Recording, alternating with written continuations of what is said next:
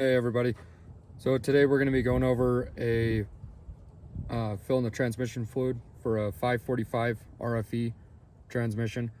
I'm still working on getting everything buttoned up, like got to put the cats in the front drive shaft and the rear drive shaft. But for just a drain and fill, it takes about 5.5 quarts. For an overhaul, it's almost 17 quarts, but we're just pretty much doing a drain and fill. Because if you watched in my last video, we swapped the transmission shift solenoid out of the old one and put it in this one. We just got the transmission back in the other day, and that's where the plug's at. And real quick, I'll show you how to unplug this if you are taking the tranny out.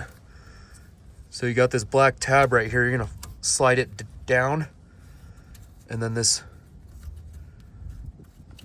you're gonna push up on the top. There's another tab up here. You're gonna push in on that, and at the same time you're gonna pull this white arm down,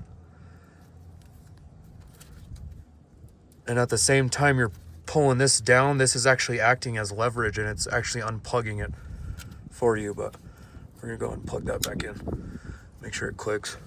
Yeah, I gotta get the catalytic converters in, the drive shafts, get the rest of everything plugged back in, get the starter in. Yeah, in the next clip I'll be going over how to fill it. But I'm gonna get everything buttoned back up underneath here, and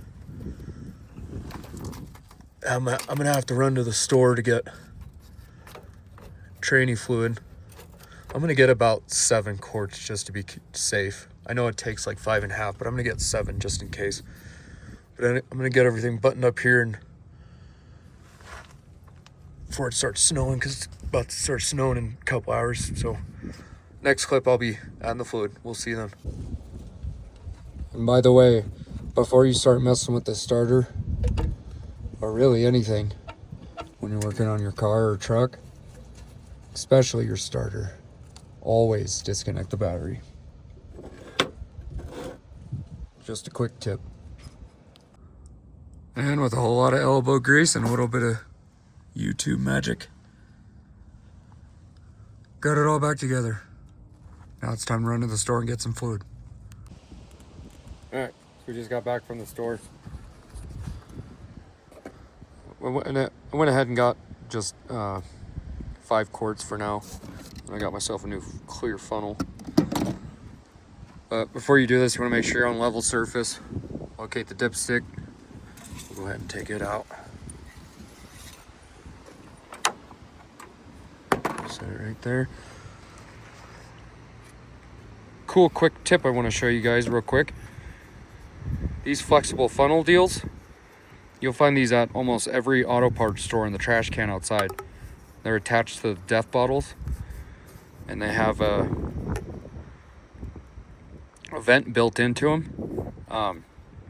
These fit almost every coolant bottle, and they also fit windshield washer bottles. So this is my second one that I've got so far. The nice thing too, like I said, it's got its own vent, so just wanted to throw that out there. And a quick shout out to Kyle, there he is, for letting me do this. I don't mind doing it for him. He's done a lot for us for the past few years. But I'm gonna go ahead and add this. This is a 4 quart bottle. I'm gonna add all of it, and I'm gonna check the dipstick. I'll probably end up adding 5 quarts, and then we'll go ahead and start it and let it run, get it up to operating temperature, and then where you want to see it whenever you're done. Here, hang on.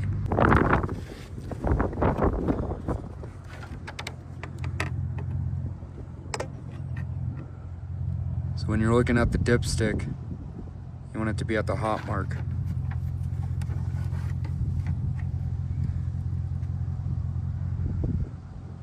So once we'll fill it up to where it's at the hot mark, or somewhere in between the cold mark and the hot mark.